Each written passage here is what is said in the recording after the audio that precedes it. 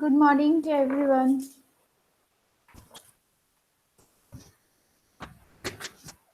Good morning, ma'am. Good morning, everyone. Good morning, ma'am. Good morning. Good morning, ma'am. Good morning. Okay, so today we're starting with a new chapter which is called transportation problem. Okay. This is actually a branch of LPP, but here the solution techniques are different. There are different set of methods which are to be followed in order to arrive at the optimal solution. Here also we will arrive at the optimal solution, but with different techniques. Okay. So let us read the introduction first. I'm teaching you this topic from your book only, which you will get from your college. Okay, same book. So after you receive the book in due courses of time, then you can see that the same thing I'm teaching from your book itself. So what is the introduction? The transportation problem is one of the subclasses of LPPs. Okay, so it's a sub-element, subclass, subcategory of LPP. Here the objective is to transport various quantities of a single homogeneous commodity that are initially stored at various origins to different destinations in such a way that the transportation cost is minimum. Here the logic is simple. Okay, in LPP we have seen two types of problems, where one of them was regarding the cost minimization and one of them was regarding profit maximization. But here we will deal with only one type of problem, that is cost minimization. Okay, so here what will happen is you will have a set of origins. You will have a set of origins from where the commodity has to be transported to a set of destinations. Okay, but there will be combinations, various combinations. That means from destination one, the from origin one, the commodity can be transported to different destinations, say from A to E, like that. And from origin 2 also, the commodity can be transported to different set of destinations. So a lot of set will be there. Okay, but you have to find out the best and the most effective route of the transportation which will minimize your cost. That means exactly which exactly from which origin the commodity should reach which destination, that you will have to find out. Okay, and we will do it with the help of three different techniques, and our main aim will be to minimize the cost. Okay, in order to achieve this, we must know the amount and location of available supplies and the quantities demanded. So in order to do this, obviously we will have to know the amount of money that is associated with the transportation purpose, and also the location of various supplies and quantities demanded. That means the origins location and the destinations location should be quite clear to you, and the amount of money to be spent from the combinations of that set. I'll show you the format, then it will be clearer that what are the different costs with respect to sending the commodity from one origin to the one destination, that you should know very well. Otherwise you cannot find out the most optimal one. In addition, we must know the costs that result from transporting one unit of commodity from various origins to various destinations. So, in addition to the location, you will also have to know the various costs. That's what I told. Okay. So, let us do the mathematical formulation. You see, let us consider a transportation problem with m origins. See here you see there are m origins. You can draw this format in your copy. It will be helpful for you in order to understand. After this class also, you can refer to the drawings that you will make. Then you can understand it better. Okay. So you should draw this format. What we are doing is, let me zoom a bit so that we can read it properly. Afterwards you draw. Okay, so what is written? Let us consider a transportation problem with M origins in rows. Okay, you can see the matrix form. It's a box having number of rows and number of columns, and we are saying that we will consider M origins. That means in the row side we will write the number of origins. Origins means what? From the location from where the commodity will be sent. Okay, and destination means the location where at which the commodity will reach. So let us take the m number of origins in the row side and n number of destinations in the column side. So at the top we are taking the destinations. Okay, in the column heading we are writing 1 2 3 till n. That means n number of destinations we are taking, and in the row side we are taking m number of origins, 1 2 3 like that till m. Okay, in row side we are taking till m, and in column side we are taking till n. So let Cij. Cij, what is Cij we are considering? Cij means this ones. Okay, C11, C12, C13. These are all generally are called Cij. See, let Cij be the cost of transporting one unit of the product from the ith origin to the jth destination. That means these are various costs that are given to you. Okay, this C11, C12, C13. These are the costs which this will not be. This will have to assign. Okay, we will understand it better while doing the sums.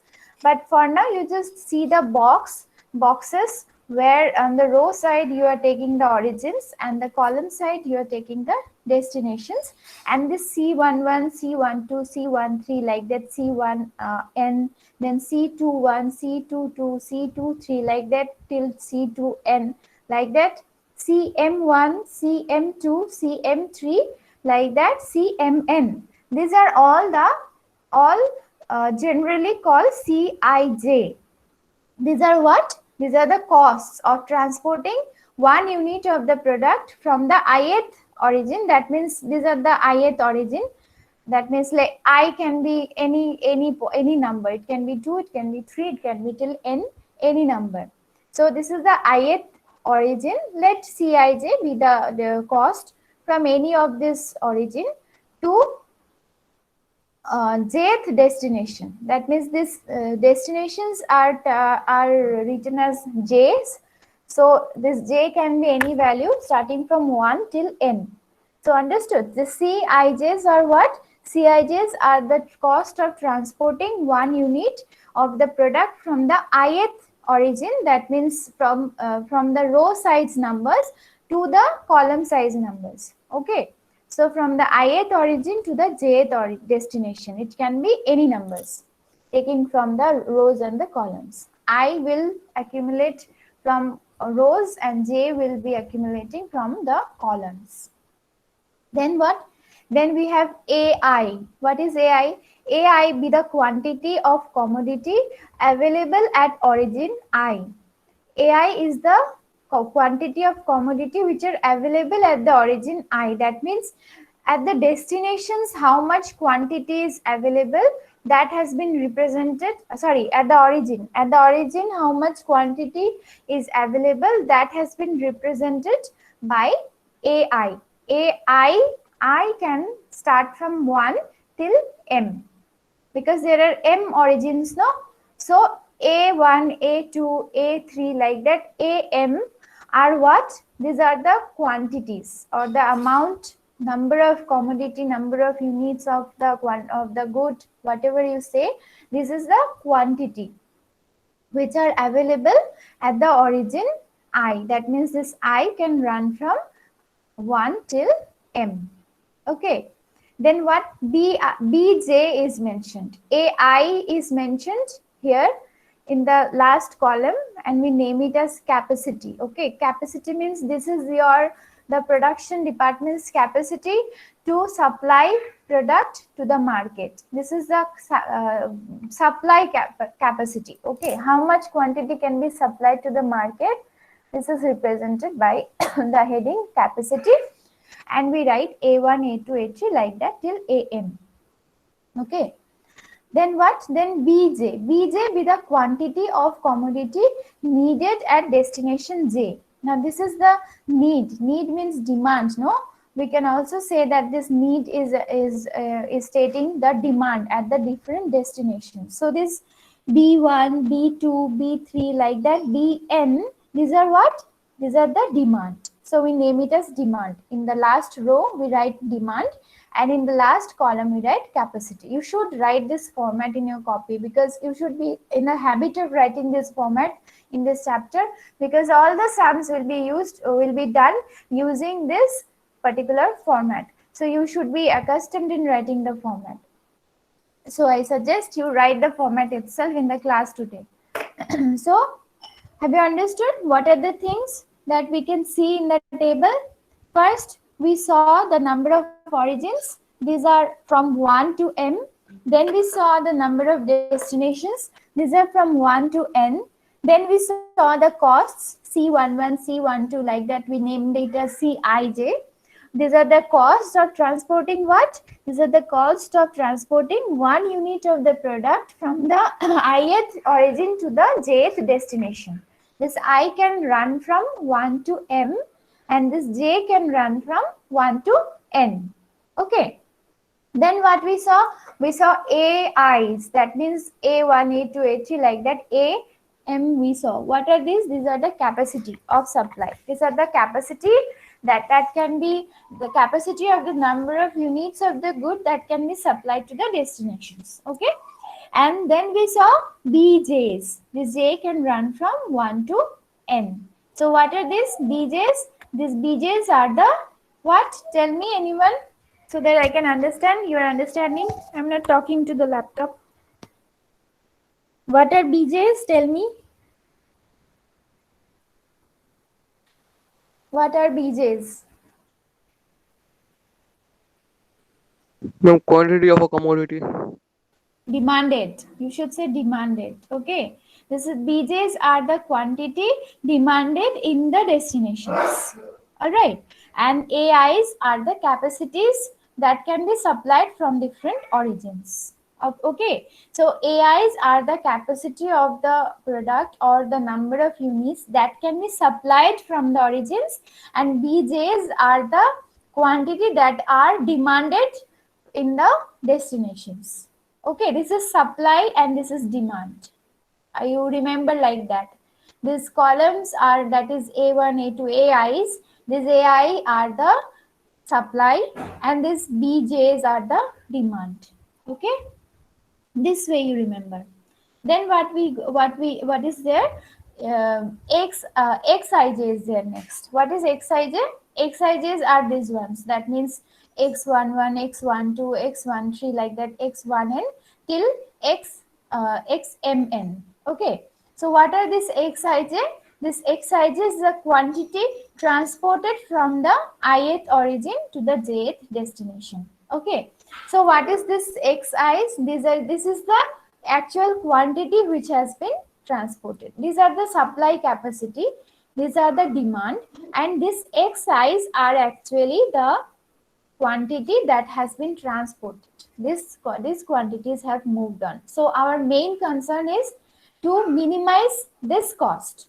X11 into C11. This is the total cost, no, of transporting the good from origin 1 to destination 1. Total cost is X11, C11. C11 is the cost of transporting 1 unit, and X11 is the number of units that has been transported. So what will be the total cost of transporting from origin 1 to destination 1? It will be C11 to C11 into X11. Like that, the cost of transporting X12 number of goods from destination from origin 1 to destination 2, it will be C1 to X12. I will explain one more, then I'll ask. Okay, so I'll ask any one of you. So you please listen to me carefully. This, what is X13 and C13? What is X13 into C13? This is the total cost of transporting the commodity from origin 1 to destination 3. All right, like that, x1n into c1n is the total cost of transporting the commodities from this origin 1 to destination n. So tell me that what is the total cost of transporting the total number of units of the commodity from origin 3 to destination 2? Who knows the answer? What is the total cost of transporting the commodity from origin 3 to destination 2? What is the total cost? C32. C32. Total cost, total cost. Tell me the total cost. That is the cost of transporting 1 unit.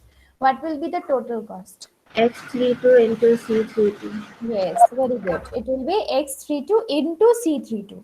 The CIJs are the cost of transporting 1 unit, okay? And you're transporting XIJs number of units. That means total cost will be XIJs into CIJs, okay? This is how you should calculate the cost. I'm closing it and sharing the next screen, okay?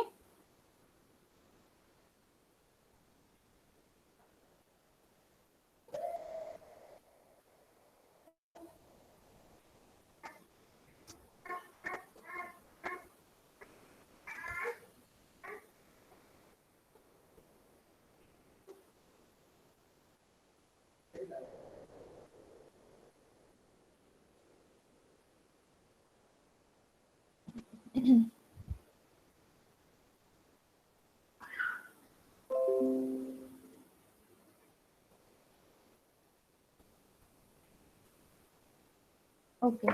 Now see, this is our transportation problem. Okay. You see, like similar to the LPP, this has been formulated here.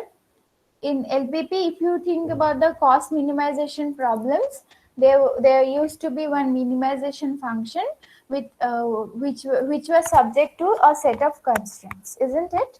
So here also we will see a similar formulation.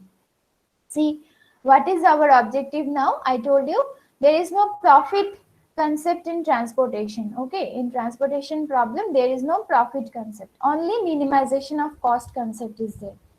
So our total cost was how much? The Cij into Xij is our total cost for a single transportation of the product from one origin to one destination, isn't it? C11 Cx into X11, C12 into X12, like that we were doing, no? Now we are representing it generally and writing Ij in place of 1, 2, 1, 3, like that. Okay. So we are writing Ij. Cij into Xij is the total cost. This is true for every particular combination. This is true for every combination. Okay. So we are writing in general. We are writing Cij into Xij. And we want to minimize it. So it has to be summation of all the costs. Summation of all the total costs has to be minimized. So we write summation signs. This sign which is looking like an E in your screen, it is called a summation sign, okay? So the summation, both the summation, that means you have to first multiply all the Cij and Xijs, then you will have to add all those, row wise, column wise, or both the ways, okay? So it says that summation I running from 1 to m and j running from 1 to n. So this I can be any value running from 1 to m, and this j can be any value starting from 1 till n. So you have to add all those multiplication value of the individual cost and the individual quantity that has been supplied. So it will be Xij into Cij, then summation you have to write. You should write it in your copy. Minimize Z equals to summation I running from 1 to m, summation j running from 1 to n, Cij into Xij. This has to be the minimization function. This will be subject to the constraints. See, when we are writing the last column, no, we named it as capacity, and we were writing the last row, we named it as demand. Those are the constraints, okay? That when you're writing, when we are confining the entire row by writing A1, A2, like that till AM, what do we mean by that? We mean that from the origin 1, only A1 amount of the quantity can be supplied. This is their capacity. This is the origin 1's capacity. More than this quantity cannot be supplied. Okay, so that is a constraint.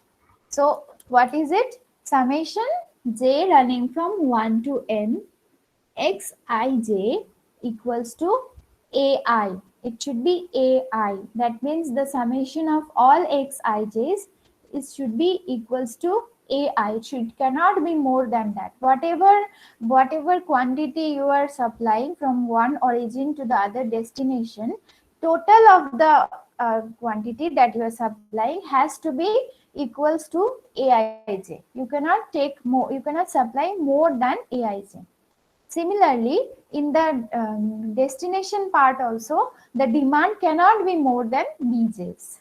The demand cannot be more than bj's. So this xij's should also be equals to bj's.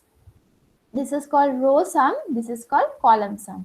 AIs are called row sum and BJs are called column sum. Understanding and remembering the columns and rows notations are very, very important while doing the sums. Okay. Even if you are unable, if you are finding difficulty in understanding this general form, but you have to remember what we had represented, by what symbol we had represented the rows, and by what symbol we had represented the columns. This you should remember in order to solve the sum effectively. You see, this AIs are called the row sum and this BJs are called the column sum. Okay, the row sums, that means under the heading capacity, whatever we were writing, the summation of that is called row sum. Those we wrote in the last column. Okay, so do not confuse yourself. The things we are writing in the last column, they are called the row sums. And the things we are writing in the last row, they are called the column sums. You can see the last image that I shared in your WhatsApp group. You can see that. So there, what we wrote in the last column, they are actually the row sums. And what we wrote in the last row, they are actually the column sums. Okay. And the general constraint, the xij's should be greater or equals to 0.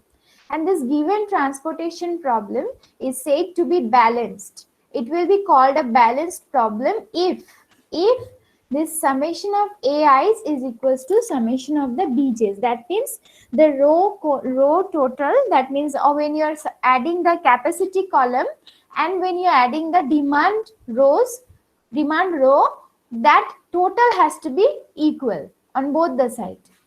Understood? This, when you are adding the capacities and when you are adding the the demands, then that total has to be equal on both the sides. Then only we can say that the transportation problem is balanced. Okay. Then we had some definitions. You will go through it, but you will not understand anything now, because as long as we don't do practical problems, you will not understand this. So we can go through it, keep it with you. After we solve the sums, then you will understand it better. Okay. But one thing I want to show. See this, these three matrices, can you see on the screen? These three matrices, okay. These three matrices you can see on your screen. You see, suppose these are called allocations, okay. We will allocate some costs in the, when we will do the sum, you will understand that allocation of costs is important. So suppose we have allocated and the allocation has occurred in this 4 boxes. Okay, suppose the allocation has occurred in these 4 boxes and the allocation has occurred like this in the corner boxes and the allocation has occurred in these boxes. When a pattern you will be able to draw, no? When a pattern you will be able to draw, if you join these points, then what will you get? You can draw a boundary, no? if you join these points, you can draw a square format boundary. So if you are able to do it, then that problem is called, this kind of allocation is called a closed path. Okay, this kind of allocations is called a closed path. Here, when you, if you join the corner points, then you'll see a closed loop. A closed loop is getting formatted. This kind of formation is called a closed path. Similarly, here also you can see a closed loop has been formulated, and this is called a closed path. Here also, if you draw, if you join these points, you can form a closed loop. This kind of allocation is called closed path. Okay. Another thing I want to show you, what will happen if the how the box will look like if the allocation is not a closed one. This is the last thing that I'll show you today, and tomorrow, from tomorrow onwards, we will solve the sums.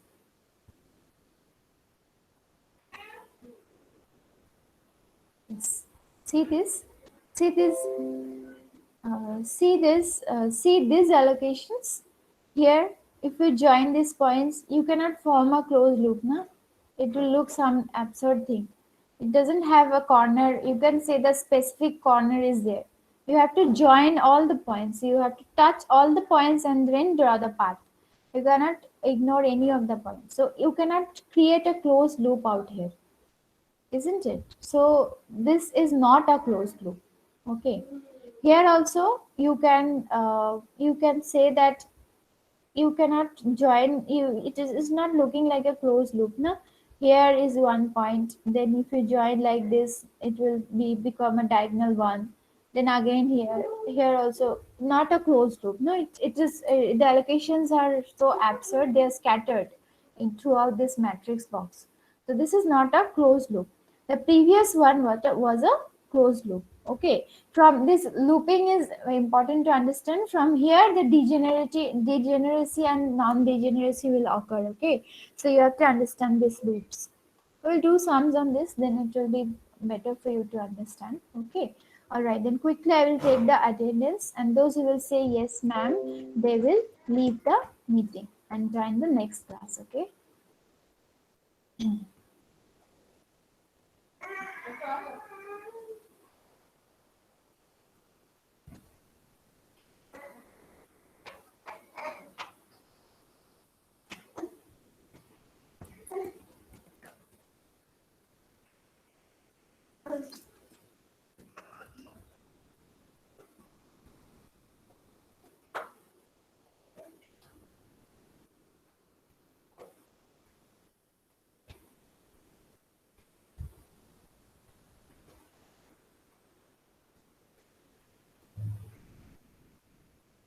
Yes, please respond. Okay. Abhijit, Abhishna, Anurag, Aryan, Yes, ma'am. Ashish, Yes, ma'am. Ashmita, Vivechna, Devrupa, Present, ma'am. Harshita, Ishika Chaudhary, Present, ma'am. Ishika Agarwal, Kajal, Present, ma'am. Pasak, Kushi, Trizan, Mahima, Mamta, Mohit, Muskan Prasad, Muskan Gupta, Yes, ma'am. Namrata, Yes, ma'am. Nidhi, Present, ma'am.